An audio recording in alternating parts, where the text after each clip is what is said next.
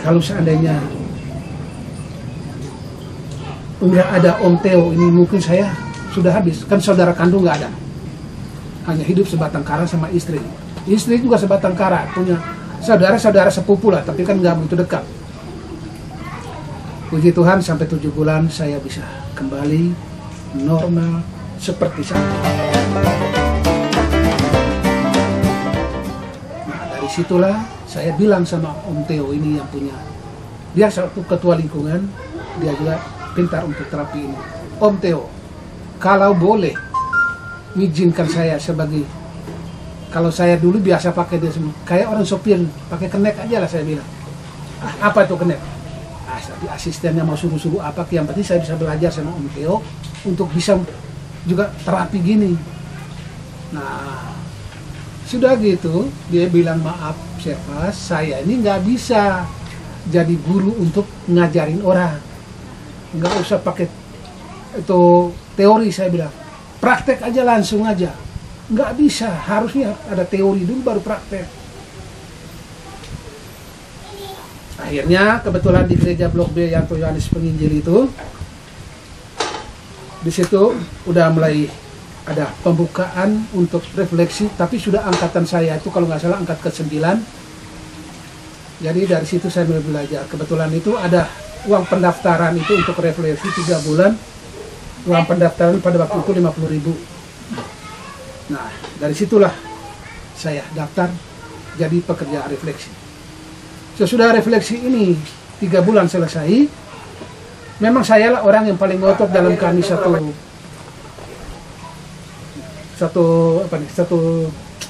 kursus itu kan banyak orang, jadi sekitar 120 orang.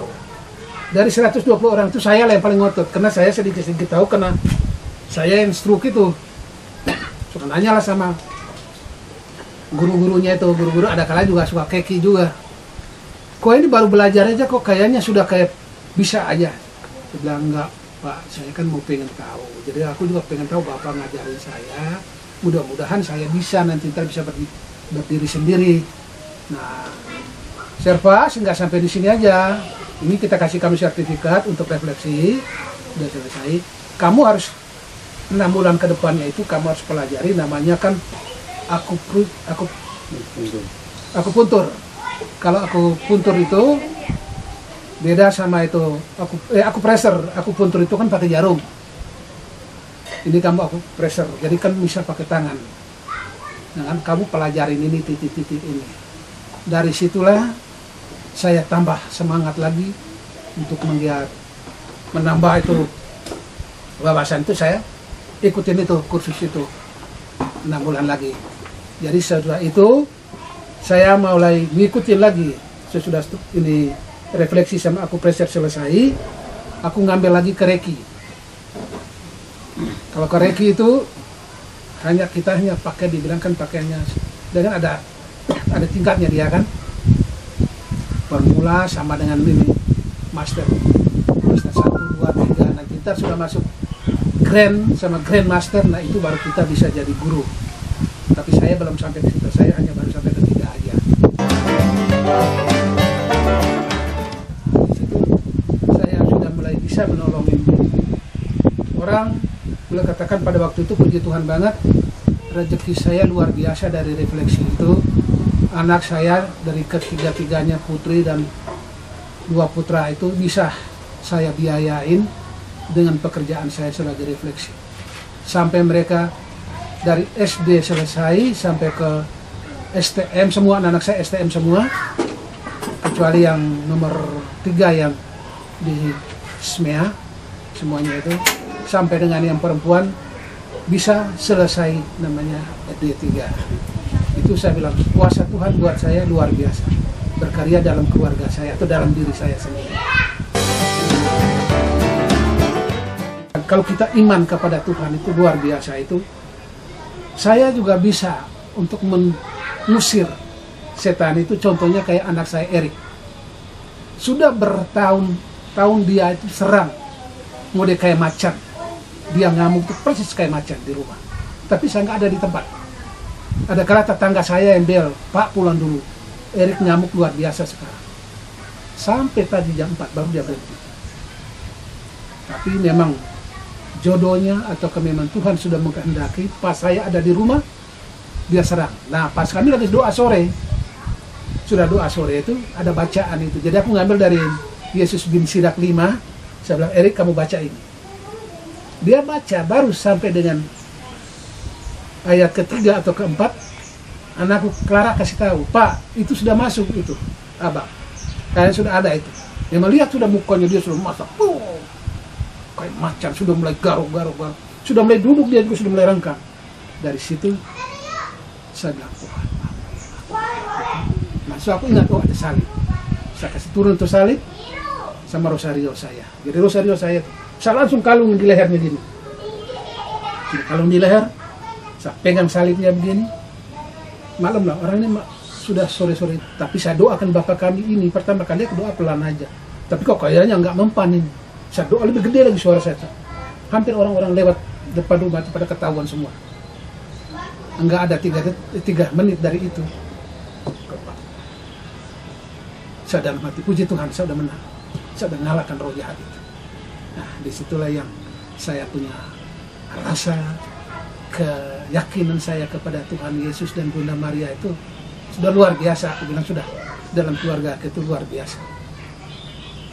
Habis setelah dia sudah sembuh, dia udah bagaimana rasanya? Lemas Pak. Ya udah kalau lemas, sekarang bikinin dia teh, dia minum, kasih dia makan, sudah dia makan. Sudah Erik tadi masuk lagi ke anakku Maria. Maria ini dia awalnya orang bilang kena usus buntu pas waktu itu dia masih kelas 2 di STM Graphical Bagus. Itu usus buntu. Malumlah, dari mana saya ini punya duit dengan harus ngurusin anak ini. Tapi punya rencana Tuhan aku juga nggak tahu. Bisa dioperasikan, tapi sebenarnya itu sudah cukup parah.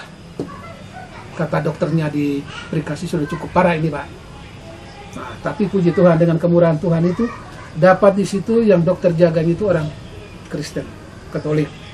Operasinya dia juga dokter Cina juga itu Katolik juga. Pasir pas, jalankan terus apa yang kau yakinkan. Berdoalah terus pada Tuhan.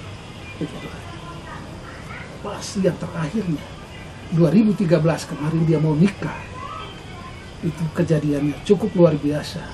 Dia harus menjalankan operasi usus lengket. Usus lengket ini pas mau lebaran persis. Jadi dokter nggak ada di tempat. Semua di situ sudah lab, semua harus operasi. Dan semua orang pekerja di rumah sakit Prikasi itu, Pak, dokter di sini 3 orang. Kalau mereka 3 sudah menyatakan operasi, Bapak harus operasi. Akhirnya apa? Ini cerita sedikit panjang jauh. Sampai saya bilang, maaf, Mbak, aku minta tolong, yang pemilik rumah sakit ini siapa? Ada Pak, orang Padang. Aku minta nomor alamat rumahnya. Kalau enggak, kartu namanya. Enggak bisa Pak, kami enggak bisa ngasih. Saya ini kamu tahu nggak? Saya ini hanya seorang security. Kalau biayanya berapa? Ini kamu bilang 60 juta. Saya uang dari mana? Aku mau minta tolong sama dia. Kalau minta tolong sama situ jelas nggak mungkin. Mending sama yang punya rumah sakit. Om, kalau kami kasih Om, sama aja Om nih keluarkan kami dari kerjaan ini. Kerjakan ini. Akhirnya saya mulai menghadap bos ke kantor. Pas sekitar jam 2 tuh Om, bos lagi tidur itu, hari Sabtu. Pak, ada perlu penting nih Pak. Kenapa? Anak saya mau dioperasi. Operasi apa? Ini saya sodorkan itu surat-surat hasil ronsennya. Sesudah gitu mereka mulai dok itu bapak sama ibu sudah mulai lihat semua. Ya udah Pas, berapa? Ini liatin aja Bu, di bawah itu ada tertera tuh harganya 60 juta ya. Udah, sekarang saya Pas tenang aja, jangan dipikirin yang aneh-aneh. Sekarang pulang ke sana rumah sakit, tanya anakmu udah siap, dokter sudah siap, oke. Tapi ada adik dari kampung, adekku ini anaknya Pak Man. Ini anak ini memang dia kakinya ini kan apa polio ya kalau kita sana bilang tuh, kakinya kecil sebelah. Kak, nanti hari Kamis sore jam 6 waktu kakak di Jakarta. Kami di sini masih jam 5, tapi hanya akan minta itu, kakak nggak usah khawatir, doain aja, sudah. Sekarang kakak pergi beli aqua di Barung situ, apakah di Alfamart atau di mana aja, aqua botol gede, taruh HP kakak di atas, dibuka, ntar saya akan kirim doa dari sini.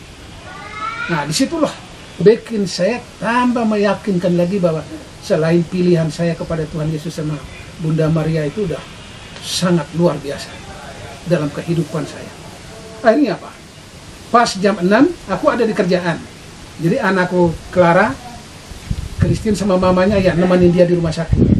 Jadi kita pakai kontak pakai HP. Sekarang ini dari sana bapak kecilnya sudah doa. Jadi kamu diminta tolong. Sekarang kamu cepat buka itu air. Sudah buka itu air, kasih dia minum. Sudah dikasih minum, puji Tuhan, kenapa? Enggak sampai dengan 1 menit dari itu, ini anak udah langsung. Soalnya dia di hari Kamis, Jumat, Sabtu, Minggu, sampai dengan hari Senin itu, tidak pernah mau buang air kecil kagak bisa, mau buang gas kagak bisa, BAB apalagi. Jadi udah pucat, udah kayak mau mati. Nah, disitulah kuasa Tuhan itu luar biasa. Dia langsung ke kamar mandi, di kamar mandi sana, sama infusnya bawa. Seret. Akhirnya sampai di sana dia bisa buang gas, infus BAB.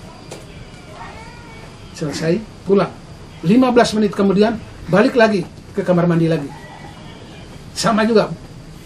Nah, kali yang ketiganya sesudah selesai yang sama, baru dia bilang apa? Mak, saya lapar. Nah, Pak, anakmu sudah bilang lapar ini. Nah, saya bilang udah, sekarang apa kerjaan kita?